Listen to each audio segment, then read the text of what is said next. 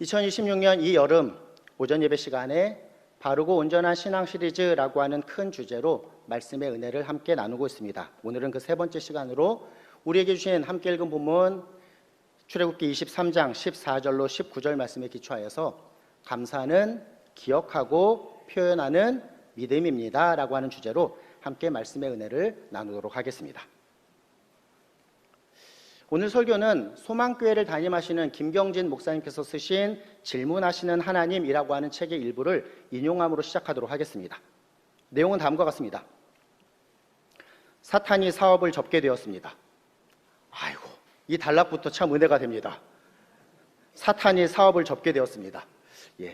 속히 이러한 일이 이루어지기를, 그리고 무엇보다도 우리 성도님들의 삶에 이와 같은 모습이기를 간절히 소원합니다. 아멘.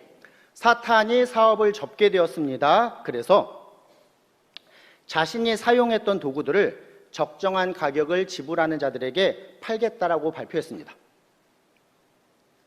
도구는 다음과 같은 것들이었습니다. 시기, 악의, 증오, 질투, 관능, 정욕, 속임수와 같은 것들이 사단이 팔고자 하는 사단의 도구들이었습니다. 사단이 사용한 수많은 악의 도구들이 쭉 진열되어 있었습니다. 아마 보기에도 흉측한 물건이었을 것입니다. 그리고 그 앞에는 각각의 도구에 책정된 가격표가 붙어 있었습니다. 쭉 사단의 도구들이 이렇게 진열되어 있는 상황 가운데 저 끝에 무엇인가 이 흉측한 것과는 달라 보이는, 언뜻 보기에 별로 그렇게 무해해 보이지 않는 쐐기 모양의 도구가 하나 놓여 있었습니다. 쐐기 모양이라는 것이 어떤 모양인지 아시죠? 물건 사이에 틈을 이렇게 박아서 고정하거나 아니면 그 틈을 벌리고자 쓰는 그 납작하고 뾰족한 물건을 쐐기 모양이라고 하는데, 그 쐐기 모양의 하나의 도구 또한 올려져 있었습니다. 그런데 이 쐐기 모양을 가진 사탄이 사용했던 악의 도구를 자세히 보니 다른 도구들보다 훨씬 낡았는데 다른 도구들과는 비교할 수 없는 매우 값비싼 가격이 그 도구에 붙어 있었습니다. 두 가지를 설명드렸습니다. 다른 도구들보다 훨씬 낡았다라고 설명드렸습니다. 낡았다는 것은 어떠한 의미로 사용됩니까? 사단이 많이 사용했다는 것입니다. 그리고 가격은 비교할 수 없이 가장 비싼 가격이 매겨져 있었습니다. 무슨 의미일까요? 사용 가치가 매우 높았다라는 것을 의미할 것입니다.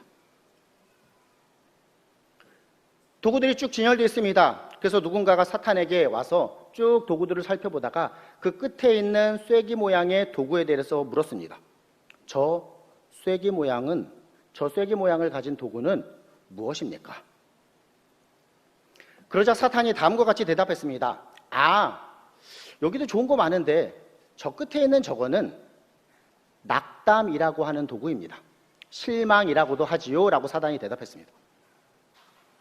그러자 그 누군가가 다시금 사탄에게 질문합니다. 그런데 왜 이 도구가 다른 도구에 비해서 왜 이렇게 비싼 것입니까? 라고 묻습니다. 그러자 사탄은 다음과 같이 대답합니다. 저에게는 바로 이 도구가 그 어떤 도구보다 가장 유용했기 때문입니다. 다른 도구로도 일반 사람들의 의식에 접근할 수 없을 때 저는 저 낙담이라고 하는 도구를 먼저 사용합니다. 그 쐐기로 틈을 내어서 의식 속으로 들어갑니다. 그렇게 들어간 다음에 이 앞에 진열된 다른 여러 도구들을 마음껏 사용할 수 있었습니다. 그러하기에 저 낙담이라고 하는 도구는 제게 그 어떤 다른 도구보다 유용했습니다. 당연히 값을 비싸게 매길 수밖에 없습니다 라고 이야기했습니다. 그리고 더해서 사단은 마치 자랑하듯이 다음과 같은 대답을 덧붙입니다. 들어보십시오. 이 낙담이라고 하는 도구가 제게 유용한 값비싼 또 다른 이유는 사람들이 이 낙담이라고 하는 쐐기의 도구를 사탄인 제가 사용하는 도구라고 하는 사실을 모르기 때문입니다.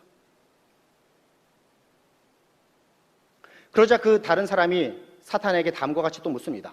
그러면 당신은 이 낙담이라는 도구를 가지고 항상 성공했습니까? 실패한 적은 없었습니까? 라고 묻습니다. 그러자 사단은 오랫동안 망설이더니 마침내 낮은 소리로 다른 사람들에게는 이 비밀을 들키지 않으려는 듯이 조용히 대답했습니다. 거의 대부분은 낙담으로 성공했습니다. 그런데 감사하는 사람들에게는 이 도구를 사용할 수 없었습니다. 제가 지금 사업을 그만두고 이 도구들을 팔려고 하는 이유 또한 이 감사하는 사람들 때문입니다 라고 이야기합니다.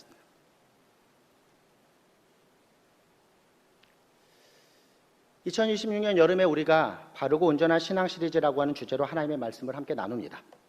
지난 주일에는 바르고 온전한 신앙 시리즈의 두 번째 시간, 최고의 하나님께 최선의 신앙으로 라고 하는 주제의 말씀을 함께 나누며 은혜를 경험하였습니다.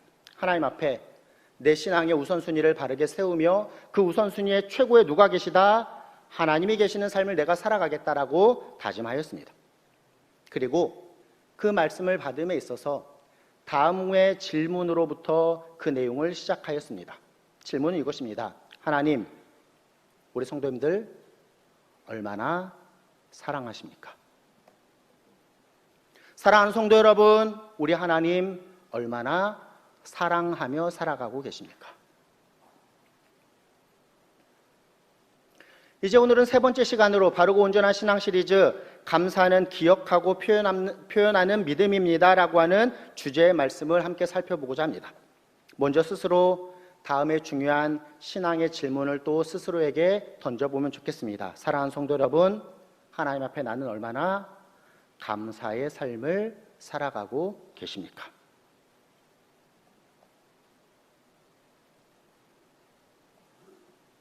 감사는 어떠한 삶을 넘어 믿음의 양상, 즉 모양이나 상태를 나타냅니다. 즉 그 사람이 가진 믿음 그 자체를 나타내는 모습이 바로 감사일 것입니다.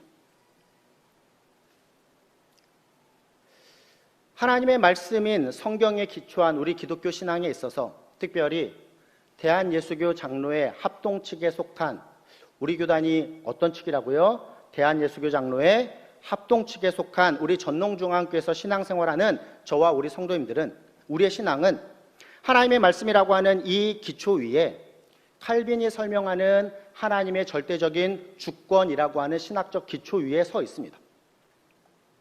설명을 드리면 다음과 같습니다. 우리의 삶뿐만 아니라 세상의 모든 것이 하나님의 뜻과 계획 가운데 하나님의 섭리와 일하심 가운데 운행이 되며 하나님의 말씀과 그 계획대로 모든 것이 이루어진다라는 것이 하나님의 절대 주권에 대한 신앙입니다.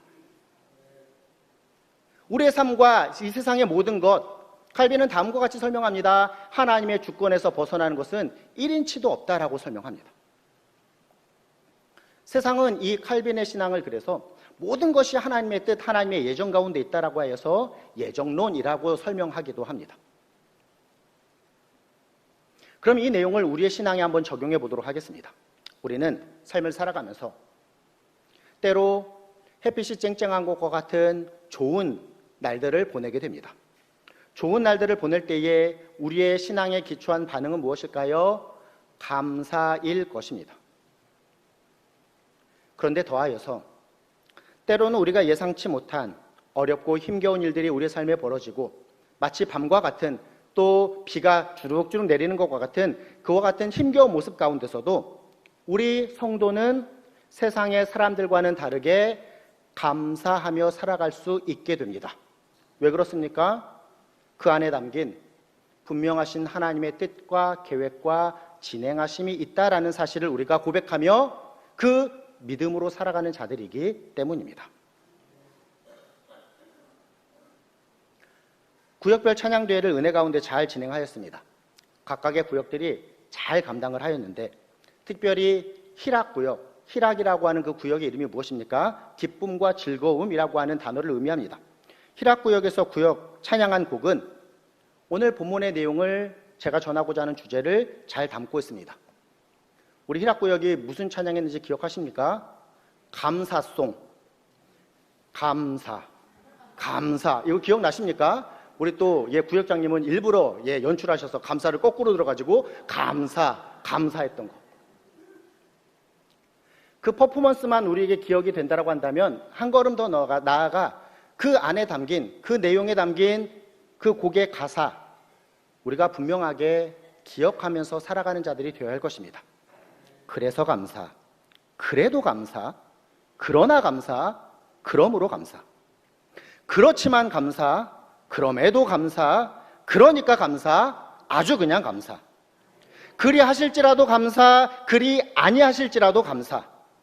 그럼에도 불구하고 감사, 이래도 저래도 감사. 매일매일 감사, 항상 감사, 쉬지 말고 감사, 범사에 감사. 성경이 이 내용을 우리에게 다음과 같이 교훈합니다. 데살로니가전서 5장 16절로 18절, 우리 너무나도 잘 아는 말씀 아닌가요? 함께 읽어보도록 하겠습니다. 읽습니다. 항상 기뻐하라, 쉬지 말고 기도하라, 범사에 감사하라. 이것이 그리스도 예수 안에서 너희를 향하신 하나님의 뜻이니라. 아멘. 18절만 보아도 범사에 감사는, 우리가 감사로서 믿음의 삶을 살아가는 것, 이것이 그리스도 예수 안에서 우리를 향하신, 성도와 교회를 향한 하나님의 뜻이다라고 분명하게 교훈하는 것입니다. 내가 살아가는 주어진 상황에 따라서 내가 감사하기도 하고 하지 않기도 하는 모습이 아니라 주어진 상황을 넘어서 하는 그 감사. 말씀드린 것처럼 좋은 일이 있을 때에도 감사하며 좋지 않은 일이 우리의 삶에 주어진다 하여도 모든 것이 하나님의 뜻 가운데 있음을 우리가 믿음으로 고백하기에 그 힘겨운 자리에서도 하나님을 의지하며 감사할 수 있는 모습이 가능하다라는 것, 그것이 바로 성도, 믿음을 가진 자들의 합당한 모습이다라는 것을 성경이 우리에게 교훈합니다. 이처럼 모든 상황에 하나님의 은혜 가운데 있음을 기억하며 스스로 만족하며 감사하는 신앙, 자족이라고 볼 수 있는데요, 이 자족에 대하여서 성경은 다음과 같이 우리에게 교훈하니 디모데전서 6장 6절 말씀입니다. 같이 한번 읽어보도록 하겠습니다. 읽습니다. 그러나 자족하는 마음이 있으면 경건은 큰 이익이 되느니라. 아멘. 오늘 설교 주제를 잘 담고 있습니다. 감사함으로 기억하며 표현하고 그와 같은 믿음으로 나아가는 자는 경건에 큰 이익이 된다, 바르고 온전한 경건의 삶으로 세워진다라는 사실을 우리에게 분명하게 교훈하는 것입니다.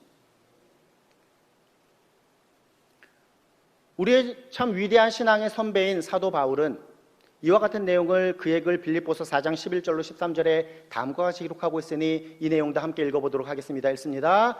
내가 궁핍함으로 말하는 것이 아니니라. 어떠한 형편에든지 나는 자족하기를 배웠노니 나는 비천에 처할 줄도 알고 풍부에 처할 줄도 알아. 모든 일 곧 배부름과 배고픔과 풍부와 궁핍에도 처할 줄 아는 일체의 비결을 배웠노라. 내게 능력 주시는 자 안에서 내가 모든 것을 할 수 있느니라. 아멘. 하나님의 절대 주권 안에서 나에게 주어진 그 모든 상황이 때로는 풍부일지라도 때로는 궁핍일지라도 처한 상황이 어떠하든지 간에 나는 감사의 삶으로 내 삶을, 그 모든 일을 잘 감당할 수 있다라는 그 믿음의 담대함으로써 나는 삶을 살아갈 수 있다는 것이 진정한 신앙의 모습일 것입니다. 다시 질문합니다. 사랑하는 성도 여러분, 하나님 앞에 우리가 얼마나 감사의 삶을 살아가고 있습니까? 오늘 우리에게 주신 본문 출애굽기 23장 14절로 19절 말씀으로 들어가 보면 하나님께서는 이스라엘 백성에게 해마다 3번 절기를 지키라 라고 명하십니다. 본문의 시작인 14절 말씀입니다. 같이 한번 읽어보겠습니다. 너는 매년 3번 내게 절기를 지킬지니라. 아멘. 이스라엘에게 3대 절기를 지키라고 명하신 하나님의 뜻이 무엇일까요? 너희들 예루살렘 성전에 올라와서 종교 행사를 잘 치러라 라고 하는 의미일까요? 그것이 아닐 것입니다. 우리가 첫 번째 시간에 살펴보았습니다. 바르고 온전한 신앙은 어떠한 모습이어야 한다? 자기 주도적인 모습이어야 한다라는 것입니다. 하나님께서는 하나님이 베푸신 그 은혜를 이스라엘 백성으로 하여금 잊지 않기를 원하신 것입니다. 하나님께서 베푸신 그 은혜에 이스라엘 백성 또한 반응하는, 그들 또한 자발적으로 하나님께 나아가 귀한 은혜를 기억하며 그 절기를 지키는 모습이시기를 하나님께서 명하신 것입니다. 그렇습니다. 절기를 지킨다라는 것은 단순히 종교적인 행사를 잘 치르는 것을 의미하는 것이 아닙니다. 3번 회막이 있었던 곳, 아니면 그 공동체 안에서 그 절기 잘 지켰다. 내지는 예루살렘 성전으로 올라가서 그 절기를 잘 지키고 돌아왔다라고 하는 그와 같은 모습을 하나님께서 원하신 것이 아닙니다. 절기를 지킨다라는 것은 하나님께서 베풀어 주신 은혜를 잊지 않도록 하시는 믿음의 장치였던 것입니다. 세 번 내게 절기를 지킬지니라 라고 명하신 하나님, 이어지는 15절 말씀을 보면 무교절을 잘 지켜야 됨에 대해서 이야기하십니다. 무교절이라고 하는 것은 누구룩을 넣지 않은 그와 같은 떡과 빵을 먹는 절기, 즉 유월절로 시작된 일주일간의 절기를 의미합니다.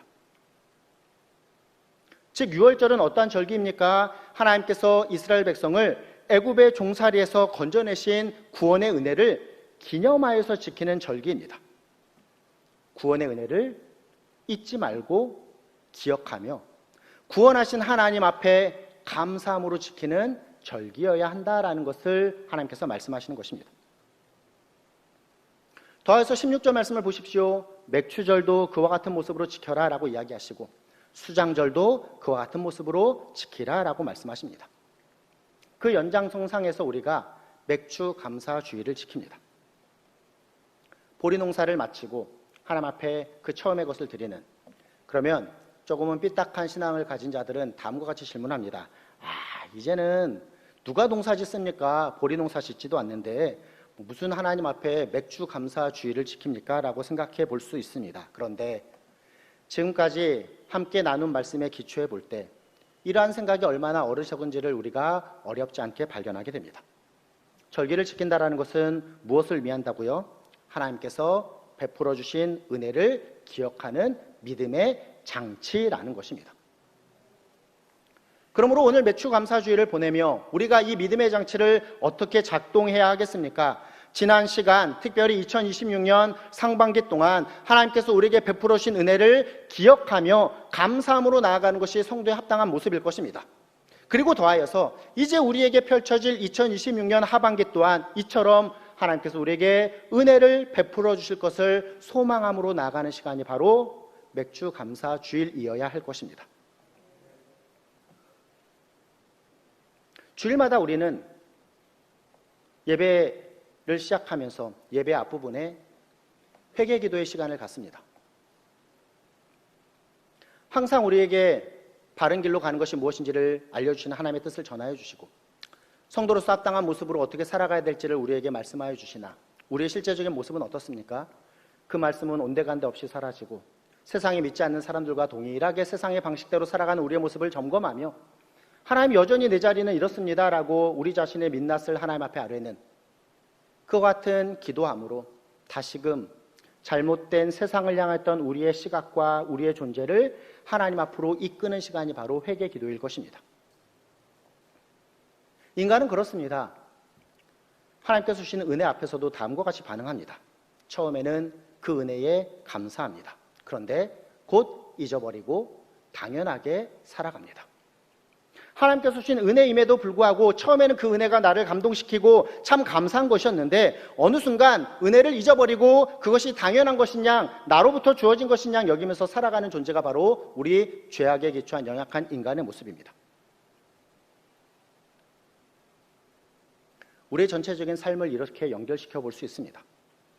나를 구원해 주셔서 오늘도 이 성도의 공동체 귀한 교회에서 예배드리게 하심, 그리고 지금 이 시간도 말씀을 통해서 우리로 하여금 깨닫게 하시고 다시금 잘못된 모습에서 바른 모습으로 돌이키고자 우리에게 은혜를 베풀어 주시는 그 하나님의 은혜, 감사는 조금은 없고 그냥 당연하게 살아가는 것으로 여기는 모습이 어쩌면 이 자리에 있는 저와 우리 성도님들의 모습일지 모르겠습니다. 그러한 모습이라고 한다면 우리는 더욱더 바르고 온전한 신앙의 모습으로 나아가야 할 것입니다. 그 모습으로 나아갈 수 있도록 오늘 우리에게 주신 말씀의 설교의 제목이 무엇입니까? 감사는 기억하고 표현하는 믿음이다라는 것입니다. 그렇습니다. 첫 번째 주제는 이것입니다. 감사는 기억하는 것입니다. 감사는 기억으로부터 시작됨을 깨닫고 하나님께서 나에게 베풀어 주시는 그 은혜 앞에 하나님의 은혜임을 기억하며 감사함으로 나아가는 모습이어야 할 것입니다. 이 감사를 기억하는 모습이 이 자리에 있는 저와 우리 성도님들과 우리 전농중앙교회 모습 되기를 간절히 소원합니다. 감사는 기억하는 믿음입니다. 또 감사는 이처럼 기억하고 더하여서 표현하는 믿음입니다. 이어지는 본문 16절 말씀 함께 읽어보도록 하겠습니다. 이어지는 본문 16절입니다. 함께 읽습니다. 맥추절을 지키라. 이는 내가 수고하여 밭에 뿌린 것에 첫 열매를 거둠이니라. 수장절을 지키라. 이는 내가 수고하여 이룬 것을 연말에 밭에서부터 거두어 저장함이니라. 아멘. 맥추절을 지킴에 있어서 하나님께서 무엇이라고 이스라엘 백성에게 명하십니까? 밭에 뿌린 것에 첫 열매를 드리라 라고 명하십니다. 이 내용은 오늘 본문의 마지막 19절 상반절 말씀에서도 다음과 같이 기록하고 있으니 19절 말씀입니다. 같이 읽어보겠습니다. 내 토지에서 처음 거둔 열매에 가장 좋은 것을 가져다가 너의 하나님 여호와의 전에 드릴지니라. 아멘.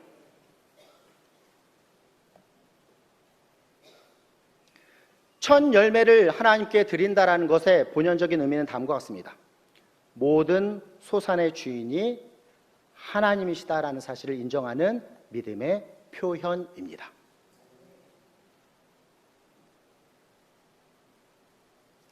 제가 전농중앙교회 부임하여서 얼마 되지 않았을 때에 한 청년이 취업에 대해서 막 고민하다가 취업을 하게 되었습니다. 그리고 새로 시작한 직장 생활에서 처음 받은 월급을 한 달 후에 가지고 목양실로 왔습니다. 목사님, 제가 어렸을 때부터 신앙생활을 했는데 이 모습을 꼭 갖고 싶었습니다. 성경이 우리에게 교훈하는 바이니 제가 그렇게 한번 해보고 싶었습니다 라고 하면서 내 삶과 삶 가운데 얻게 된 모든 것이 하나님의 은혜였습니다 라고 고백하며 받은 첫 월급을 그대로 봉투채 하나님께 헌물하였습니다. 이 모습을 우리에게 한번 적용해 볼까요? 우리가 신앙생활 하면서 하나님께 드리는 헌금의 많은 종류 가운데 11조 헌금이 있습니다. 어쩌면 이 11조 헌금이 오늘 본문의 이 의미를 고스란히 담고 있을 것입니다. 나에게 베풀어 주신 모든 소산이 하나님께서 주신 것입니다 라는 것을 인정하는 믿음으로 나아갈 때에 그 가운데 구별하여서 10분의 1을 하나님 앞에 드리는 모습을 통하여서 모든 소산이 하나님의 것입니다 라고 하는 그 믿음을 표현하며 하나님께서 나에게 주신 것입니다 라고 하는 것을 인정하는 귀한 헌금의 모습이 바로 11조의 모습일 것입니다. 내 토지에서 처음 거둔 열매에 가장 좋은 것을 가져다가 너의 하나님 여호와의 전에 드릴지니라. 하나님께서는 무엇을 명하실까요? 감사는 마음속의 느낌으로만 끝나는 것이 아닙니다. 감사는 모든 소산의 주인이 하나님이심을 인정하는 믿음의 표현으로 내 삶의 우선순위, 재물에 있어서도 하나님께서 나에게 주셨다라는 것을 기억하며 그것을 하나님께 표현하는 순종의 모습으로 나아가는 것, 그것이 바로 감사임을 우리에게 교훈합니다. 그렇습니다. 감사는 기억하고 더하여서 표현하는 믿음입니다. 나에게 주어진 시간과 건강과 물질과 가정과 일터, 모든 것이 하나님의 은혜로 주어진 선물임을 기억할 때에 우리는 그 기억에 기초한 바른 신앙의 반응으로서 하나님께 감사함으로 표현함으로 나아가는 삶을 살게 됩니다. 본문 15절 말씀의 뒷부분을 보십시오. 빈손으로 내 앞에 나오지 말지니라 라고 하나님께서 분명하게 말씀하십니다. 하나님의 이 말씀은 어떠한 강제적인 부담이 아닙니다. 은혜 받은 사람이 그 은혜를 공급하신 주인을 잊지 말라라고 하는 그 감사를 기억하며 표현하라고 말씀하시는 하나님의 아름다운 초대의 모습이다라는 것을 우리가 기억해야 할 것입니다.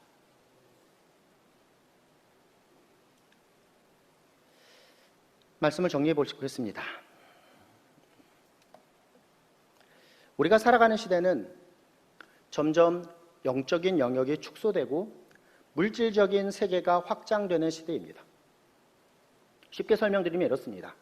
어떠한 영적인 세계를 간과하기에 사람들이 기독교 신앙뿐만이 아니라 종교 자체를 갖지 않습니다. 그냥 이 땅에서 내 힘대로 잘 먹고 잘 살다가 그냥 죽으면 끝난다라고 하는 눈에 보이는 물질 세계에서만 사람들이 살아갑니다. 물론 아이러니하게도 이러한 세대 가운데 오히려 아침에 일어나면 오늘의 운세를 보고 타로나 사주점을 보는 것은 더 이렇게 많아지는 참 모순적인 세대를 우리가 살아갑니다. 다시 돌아가 보면 우리가 살아가는 시대는 영적인 영역은 축소되는 듯이 보이고 물질적인 세계만으로 살아가는 시대가 되었습니다. 그런데 영적인 삶을 살아가는 성도들, 그리고 성도의 공동체인 교회 또한 이와 같은 세상의 영향을 점점 받습니다. 우리의 삶을 어떠한 영적인 모습과 연결시키는 데 있어서 점점 연약함의 모습이 나타난다라는 것입니다. 그래서 주의를 성수하고 신앙생활하는 모습에 있어서도 이처럼 눈에 보이는 물질적인 관점으로만 평가합니다. 내가 주일에 시간을 들였고 또 내 재능을 들여서 수고하고 헌신하였고 심지어는 헌금으로 물질 또한 드렸다. 그럼 이러한 모습들을 우리가 어떻게 평가하기도 합니까? 무엇인가 허비되고 소모되고 결국에는 손해보는 것으로 기독교 신앙을 평가하기도 합니다. 지난주에 청년부 나눔을 이렇게 함께 하면서 한 청년이 다음과 같은 이야기를 했습니다. 그 청년과 함께 일하는 또 다른 믿음 없는 사람이 이 청년이, 우리 교회 청년이 주일이면 교회에 와서 열심히 예배하고 또 주일학교 봉사를 하며 그와 같은 아름다운 모습으로 신앙생활할 때에 믿지 않는 청년이 무엇이라고 이야기합니까? 지금 취업과 자기개발에 그렇게 열심을 내야 되는데 아니 뭐 하고 있는 거예요? 교회 가면 돈 줘요? 라고 이야기를 했다고 합니다.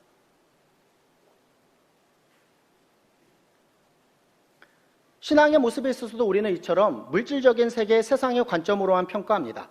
그런데 과연 이것이 전부일까요? 그렇지 않습니다. 우리는 물질적인 세계, 우리 눈에 보이는 것만이 전부가 아니라 영적인 세계가 있음을 믿고 살아가는 자들입니다.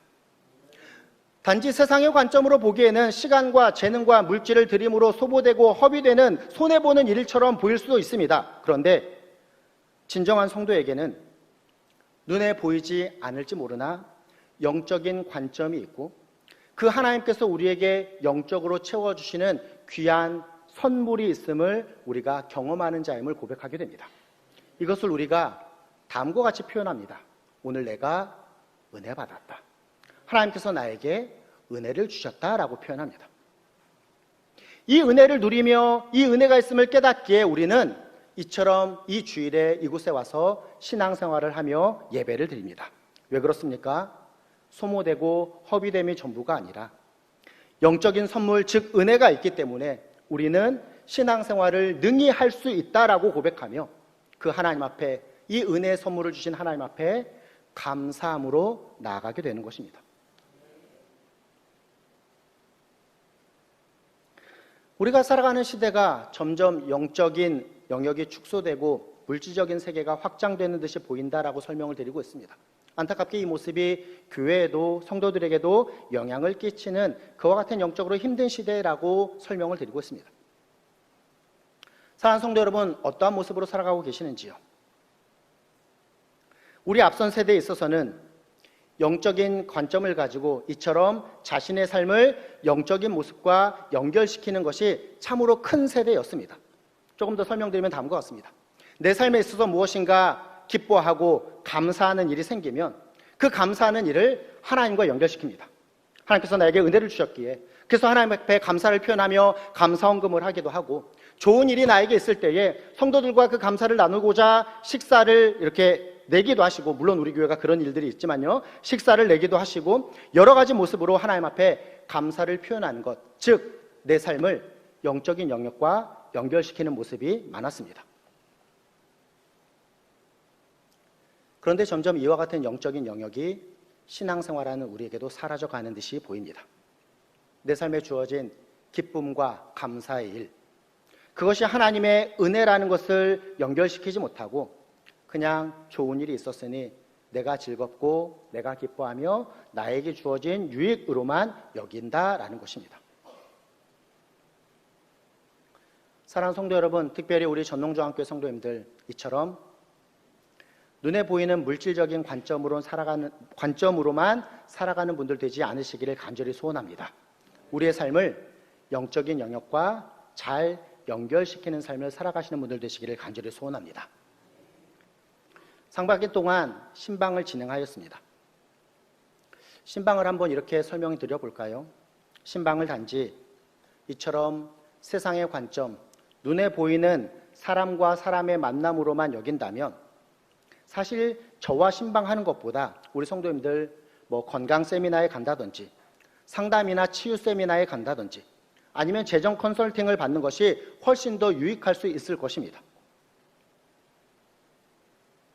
그런데 우리 성도님들 잘 아듯이 신방은 그러한 의미가 아닙니다. 신방은 영적인 두세 사람이 모인 곳에 함께 하시는 하나님을 경험하는 시간입니다. 우리가 이것을 영적인 관점으로 이처럼 바라보아야 합니다.